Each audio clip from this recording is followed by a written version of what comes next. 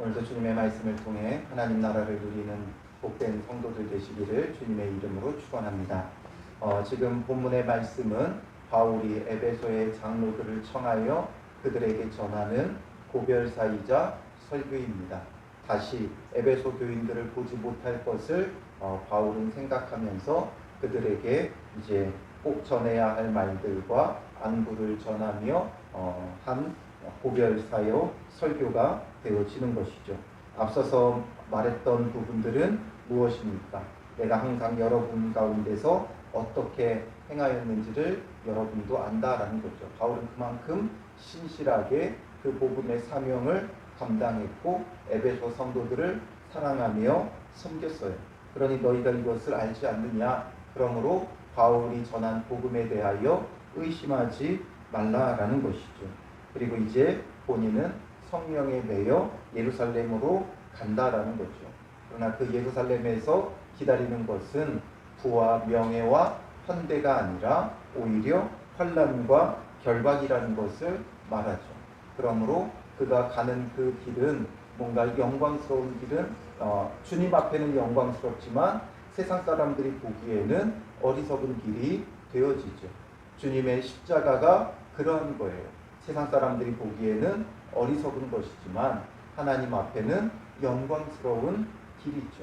그러므로 예수님도 십자가를 지러 가시기 전에 어떤 표현을 쓰세요? 인자가 영광을 받을 때가 왔도다라는 고백을 하시면서 그 십자가의 길을 묵묵히 걸어가신 것이죠.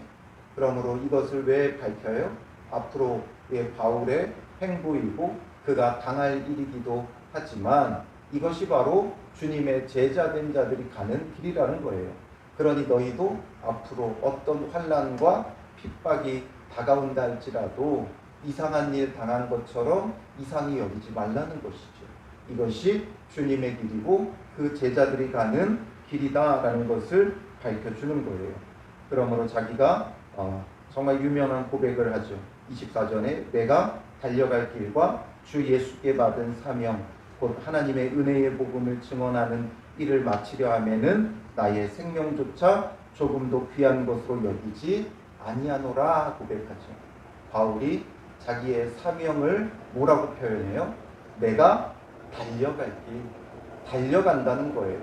그냥 천천히 걸어가는 일이 아니라 정말 온 힘을 다해 달려가야 하는 길. 우리에게 주어진 사명이란 이런 거예요. 달려가야 하는 길이에요. 온 마음, 온 힘을 다해서 가야 하는 그런 길이죠. 그리고 이제 이 일을 마치려 하면은, 이 일을 완수하는 데에는 내 생명을 조금도 아끼지 않는다라는 거죠. 이것이 바울의 신앙의 자세였고 삶의 자세였어요. 계속해서 강조하지만 사도행전은 무슨 책이에요? 사명의 책이에요. 바울이 그의 사명을 어떻게 완수해 가는가를 우리에게 보여주며 우리도 우리에게 주어진 그 사명을 붙잡고 일어나라 라는 것을 말해주고 있는 것이죠. 그리고 이제 내 얼굴을 다시 보지 못할 것이다. 그러나 내가 부족함 없이 너희에게 다 전했다. 그러니까 모든 사람의 피에 대하여 내가 깨끗하다. 하나님의 뜻을 다 여러분들에게 전했다라는 거죠. 그리고 이제 오늘 본문에 와서 본격적인 이제 권면의 말들을 바울이 하게 돼요. 가장 먼저 28절에 여러분은 자기를 위하여 또는 온 양떼를 위하여 삼가라 말하고 있어요. 삼가라라는 말은 주의를 기울이라 라는 뜻도 있고 전심전력해라 라는 뜻도 있어요. 주의를 기울이라는 것. 그러니까 늘 그 모든 말이나 행동이나 어떤 면에 있어서도 조심하라는 거죠. 그것이 누구를 위해서예요? 자기를 위하여 또는 온 양떼를 위하여라는 거죠. 항상 그 말이나 행실이나 모든 것에 있어 조심하고 주의를 기울이는 게 필요해요. 믿는 자들에게는 특별히 여기서 여러분 하면서 말하고 있는 여러분은 누구예요? 1차적으로는 장로들이죠. 장로들을 청하여 이 말을 했기 때문에 1차적으로는 장로들이지만 이것을 또한 누구에게 전해요? 에베소 교인들에게 전하는 것이기 때문에 모든 성도들에 관한 것이기도 해요. 그래서 우리는 자기 자신의 그 신앙의 유익을 위해서도 삼가는 것이 뭐든지 조심하고 주의하는 것이 필요하고 자기뿐만 아니라 온 양떼, 교인들, 교회를 위해서도 조심해야 되는 거예요. 왜냐하면 나의 모습을 보고 교회를 판단하기 때문에 그래요. 성도들을 판단하기 때문에 그래요. 그리고 또한 나의 행실이 교인들을 실족하게 하면 안 돼요. 특별히 앞장서 있는 사람들, 특별히 직분을 가지고 있는 사람들은 사람들에게 평상시에 모범을 보이는 게 중요하죠. 그들의 모습을 보고 성도들이 실족하는 경우가 많아요. 목사를 보고 실족하는 경우가 많고 또 장로들을 통해 실족하는 경우가 많고 또한 직분자들을 통해 실망하고 실족하는 경우가 많아요.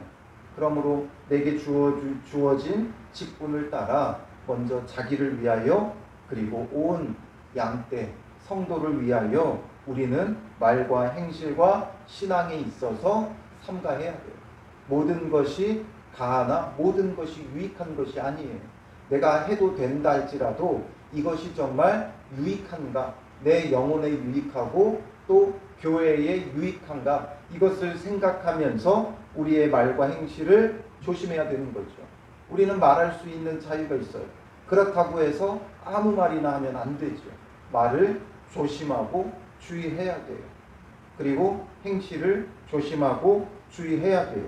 왜냐하면 이제 그것에 대해 설명하죠. 성령이 그들 가운데 여러분을 감독자로 성령이 여러분들을 감독자로 삼은 거예요.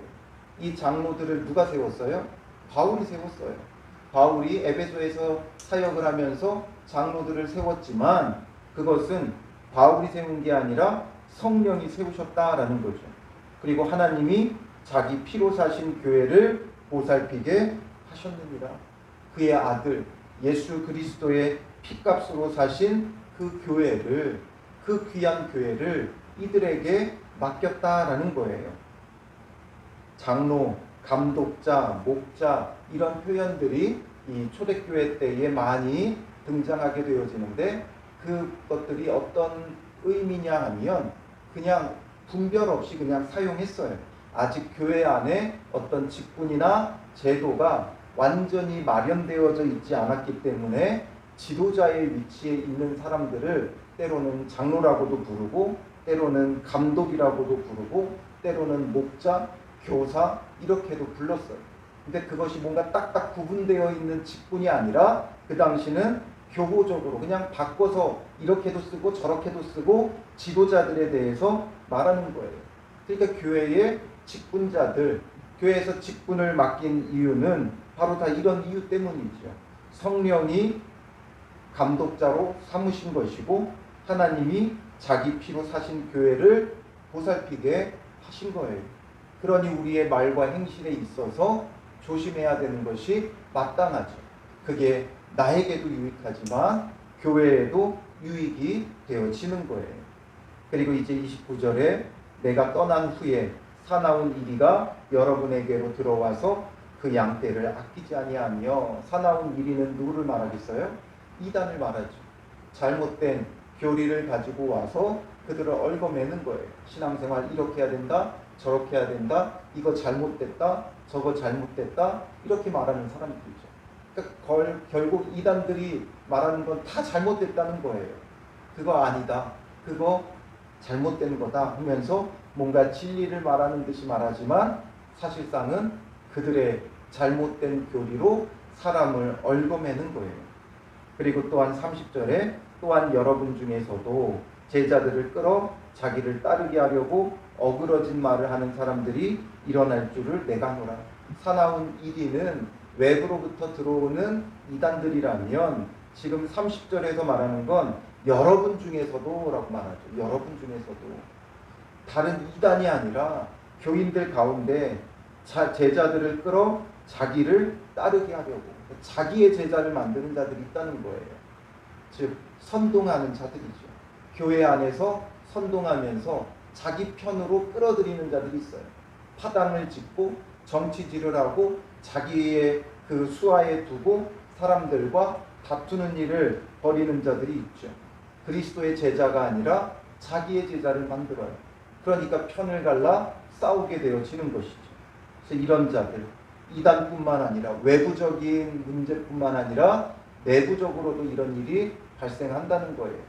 그래서 나중에 고린도 교회에서 어떤 일이 벌어져요? 나는 아볼로다, 나는 게바다, 나는 바울에게 속했다, 나는 그리스도에게 속했다 하면서 분쟁이 일어나죠. 이런 것들이 전부 다 이런 모습들이 자기의 제자를 만드는 거예요. 그래서 마치 뭔가 자기들이 옳은 것이냐 파당을 만들고 분열을 일으키죠. 그래서 이런 사나운 일이 또 자기 제자들을 만드는 자들 이들로부터 조심해야 한다는 것이죠. 31절에 그러므로 여러분이 일깨어 내가 3년이나 밤낮 쉬지 않고 눈물로 각 사람을 훈계하던 것을 기억하라. 지금 내가 여러분을 주와 및 그 은혜의 말씀에 부탁하노니. 사나운 이리와 또 자기 제자를 만드는 사람들로부터 어떻게 조심해야 되느냐. 일깨어 말하죠. 일깨어도 깨어 있으라 라는 거죠. 조심하라는 거예요. 삼가라는 말과 크게 다르지 않죠. 그래서 늘 조심하고 깨어 있어야 돼요. 언제 그런 자들이 나타날지 몰라요. 우리가 이단에 대해서 교육을 하는 이유가 거기 있어요. 항상 깨어 있으면 어떤지 우리가 기억하고 있고 조심하고 있으면 이단이 접근할 때 이게 신천지의 전략이구나, 어떤 이단의 전략이구나 알 수 있지. 그러나 넋놓고 있으면 나도 모르게 물들게 되어 있는 거예요. 그러니까 언제든지 이런 자들이 우리에게 접근해 올 수 있다는 것 깨어 있어야 돼요. 일깨워야 되고, 그 다음에 바울이 3년이나 밤낮 쉬지 않고 눈물로 각 사람을 훈계하던 것을 기억하라라는 거죠. 바울의 가르침을 기억하라는 거예요. 바울의 가르침이라는 건 단순히 바울 자체의 가르침이 아니라 그 당시에는 아직 성경이 쓰여지지 않았잖아요. 그래서 사도들을 통해 전한 하나님의 말씀이죠. 그래서 그 다음 절에 이것을 어떻게 표현해요? 지금 내가 여러분을 주와 및 그 은혜의 말씀에 부탁하노니. 은혜의 말씀에 부탁한다. 예수 그리스도와 그의 은혜의 말씀에 부탁한다. 바로 바울이 가르치고 훈계했던 것, 눈물로 각 사람을 훈계했던 것은 바로 주님의 말씀인 거예요. 그리고 이제 우리는 그 말씀이 기록되어졌잖아요. 기록된 성경의 그 말씀을 우리는 늘 붙잡고 기억해야 돼요. 그리고 말씀에 나를 어떻게 하는 거예요? 바울이 부탁한 것처럼 의탁해야 되는 거예요. 나를 주의 말씀에 의탁해야만 이런 사나운 일이 또 자기 제자를 만드는 자들로부터 우리는 조심할 수 있고 지킬 수 있는 거죠. 그 말씀이 여러분을 능히 든든히 세우사 거룩하게 하심을 입은 모든 자 가운데 기업이 있게 하시리라. 기업이 있게 하신다. 하나님 나라를 상속받게 하신다라는 거죠. 그러므로 우리는 늘 말씀을 통해 우리의 마음과 영혼을 일깨어 지키는 자가 되어줘야 돼요. 우리가 이단뿐만 아니라 이런 악한 자들뿐만 아니라 세상의 가치관이 점점 우리를 물들게 하고 있어요. 그러므로 그런 데서부터 조심해야 돼요. 아이들이 이제는 세상에 나가서 세상 가치관에 물들어요. 어제 어떤 설교를 듣다가 그 목사님이 만난 한 권사님 이야기를 하시는데, 그 권사님은 본래 남편이 목사님이었어요. 그래서 사모님이었다가 그 남편분이 일찍 세상을 이제 떠나면서 교회 안에서 이제 권사로 직분을 받고 이제 신앙생활을 계속 하셨던 거죠. 그런데 그 자녀들, 남편이 이제 먼저 목사님이 떠나고 나니까 그 자녀들을 이제 어렵게 이제 키우면서 그 아이들에 대해서 뭔가 분명한 신앙의 기준으로 가르쳤어야 되는데, 그 두 아이가 이제 믿지 않는 사람을 만나서 결혼을 하게 됐어요. 거기에 대해서 분명한 신앙의 기준을 가르치지 못했고, 그러다 보니까 이제 자녀들은 예수님을 믿지만, 그러나 그 남편이나 또 손주, 손녀들은 믿지 않는 거죠. 그러면서 이제 자기를 가장 잘 따랐던 손녀에게 여러 손자, 손녀들이 있잖아요. 그런데 그 가운데서도 특별히 이제 자기를 잘 따르는 손녀니까 얼마나 더 예뻐요. 그러니까 어느 날 이제 할아버지 이야기를 하면서 사실 너네 할아버지가 목사님이었고 그러니까 너희가 그 신앙을 잘 본받고 배우고 따라야 된다 하니까 이 아이가 대번에 하는 말이 종교는 강요하는 게 아니에요. 종교는 다 자기 마음의 결정대로 하는 거예요. 이러면서 대번에 그 아이가 거부하더라는 거예요. 바로 이렇게 세상의 가치관에 스물스물 우리는 물들게 되어 있어요. 아무리 목사님 손녀라 할지라도 아무리 자기를 잘 따르는 손녀라 할지라도 세상의 가치관이 이렇게 물들여요. 그런 아이들뿐만 아니라 이제 오늘 우리도 세상의 기준과 가치관에 얼마나 많이 물들어 버렸는지 몰라요. 교회 안에 성도들이랄지라도 여전히 돈 때문에 세상적인 가치관으로 돈 때문에 싸우고 다투고 분쟁하는 경우들이 허다하죠. 이런 것들이 교회 안에 이제 은연중에 들어와 자리 잡고 있어요. 나는 아니다가 아니라 내 안에 잘못된 물들어 있는 부분이 무엇인가? 나도 여전히 인정받기를 원하고 높임받기를 원하고 물질적인 이익과 내 마음에 원하는 것을 따르는 나의 신앙의 모습들을 우리는 늘 일깨워서 주님의 말씀으로 회개하고 돌이키고 참된 믿음과 신앙을 지켜가는 게 중요해요. 그래서 바울은 말씀에 그들을 부탁하죠. 오늘 우리는 말씀에 온전히 나 자신을 의탁해야 돼요. 그래야 올바른 믿음과 신앙 가운데 설 수 있는 것이죠. 그래서 초대교회는 늘 이단의 공격으로부터 자신들을 지켜나가는 것이 굉장히 큰 중요 과제였어요. 당시에 교리가 온전하게 세워져 있지 않기 때문에 너도 나도 이것이 올바른 교리다라고 나서는 그런 것 속에서 혼란할 수밖에 없었고 그걸 지키는데 가장 중요한 핵심적인 원리를 바울은 에베소 교회에 전하고 있는 거예요. 그러니 오늘 우리도 이제는 이단뿐만 아니라 우리를 물들게 하는 세상의 가치관으로부터 우리를 지키고 오직 말씀의 가치관을 가지고 말씀을 따라 무엇이 중요한 것인지 무엇이 옳은 것인지 바른 기준을 가지고 살아가야 돼요. 세상 사람들이 다 그러해도 세상 교회들이 다 그러해도 세상 교인들이 다 그러해도 오늘 우리는 말씀의 가치관, 말씀의 기준을 가지고 바르게 서는 믿음의 사람들이 되어져야 하는 것이죠. 그리고 이제 마지막으로 한 가지 더 권면을 해요. 33절에 내가 아무의 은이나 금이나 의복을 탐하지 아니하였고 여러분이 아는 바와 같이 이 손으로 나와 내 동행들이 쓰는 것을 충당하여 말하죠. 바울은 에베소에서 사역할 때 일하면서 복음을 전했어요. 그가 두란노 서원에서 3년이나 말씀을 가르쳤지만 그 가르치는 동안은 사람들이 일하지 않고 쉬는 그 시간에 가르치고 사람들이 일하는 시간에는 바울도 일했어요. 그러면서 무엇을 보여줬어요? 범사에 여러분에게 모본을 보여준 바와 같이 자기 어떤 유익을 위해서가 아니라 뭔가 복음을 전하는 게 자기 유익을 위해서 하는 것이 아니라는 거죠.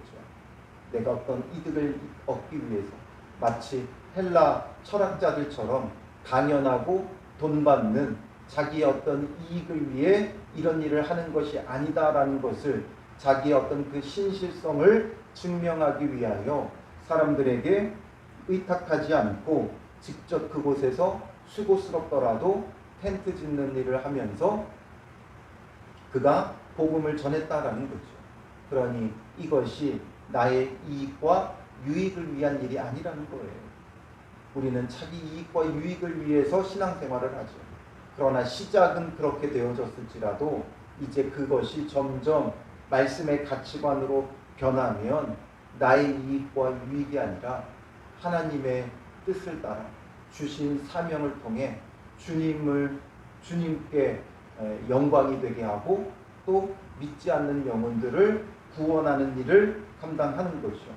그래서 범사에 여러분에게 모본을 보여준 바와 같이 수고하여 약한 사람들을 돕고 또 주 예수께서 친히 말씀하신 바 주는 것이 받는 것보다 복이 있다 하심을 기억하여야 할지니라. 수고하여 약한 사람들을 도우라라는 거죠. 약한 사람들을 돌아보라는 거예요. 수고하며 약한 사람들을 돌아보고 그렇게 하는 것이 우리가 손해보는 것 같지만 오히려 주는 것이 받는 것보다 복이 있다라는 거죠. 주는 것, 받는 것, 무엇이 우리는 더 좋은가? 우리는 받는 것이 더 좋은 것 같지만 줄 수 있을 때 더 기뻐요. 내가 무언가를 줄 때 더 기쁨이 있는 거예요. 그래서 우리는 주는 것이 기쁨이 되는 자들이 되어져야 돼요. 무엇을 받을까 바라지 말고 무엇을 얻을까 바라는 것보다 내게 있는 것을 주는 것, 줄 수 있다는 건 이미 가지고 있다는 거예요. 그래서 우리는 늘 주는 것이 복 있음을 깨닫는 믿음의 사람들이 되어야 하는 거죠. 그래서 주변에 어려운 자들을 돌아보고 항상 나누고 베풀고 섬기는 그런 성도들이 되어야 하는 것이죠. 이것이 어떻게 보면 28절에 여러분은 자기를 위하여 또는 온 양떼를 위하여 삼가라 말한 것의 결론일 수 있어요. 정말 자기 자신을 위하고 온 양떼를 위한 것은 바로 수고하여 약한 사람들을 돕는 거죠. 다양한 방식으로, 때로는 물질로, 때로는 섬김으로, 때로는 위로의 말로, 때로는 돕고 섬김으로 여러 가지 것으로 우리는 주변에 약한 사람들을 돌아보아야 돼요. 내가 그보다 나은 것은 그를 섬기라 주신 거예요. 내게 더 있는 것, 힘이든 은사든 능력이든 시간이든 물질이든 내게 더 주신 것은 없는 자를 돕고 섬기라는 주님의 뜻으로 생각하고 그래서 그냥 있는 것 대충 나누는 것 아니에요. 뭐라고 말했어요? 수고하여라는 거죠. 수고가 필요한 거예요. 그냥 적당히 있는 것 나누고 남는 것 나누는 게 아니라 수고가 필요한 거예요. 우리가 수고하여 약한 사람들을 늘 돌아보며 그리스도의 복음을 사심없이 전하는 믿음의 사람들이 되어야 하는 것이죠. 이제 이 말로써 그가 모든 전할 것을 마무리를 짓고 무릎을 꿇고 그 모든 사람들과 함께 기도하죠. 이제 여기서의 헤어짐은 이제 어디서 다시 만나게 돼요? 다시 만날 기약이 없는 거예요. 그리고 굳이 기약이 있다면 천국에서 다시 만날 기약과 함께 이들과 헤어지게 되죠. 그러니 다 크게 울며 바울의 목을 안고 입을 맞추고 다시 그 얼굴을 보지 못하리라 한 말로 말미암아 더욱 근심하고 배에까지 그를 전송하니라. 다시 보지 못하리라는 그 말을 다들 이해하고 깨달았던 거예요. 이제 예루살렘에 가면 바울도 고난당하고 핍박과 환난이 그를 기다리고 붙잡힐 것을 그들은 생각하고 염두에 두면서 정말 안타까운 마음에 근심하며 그와 작별하고 전송하게 되어지는 것이죠. 이제 사명을 따라 바울은 또 예루살렘으로 들어가요. 환난이 기다리는 그 자리로 나아가요.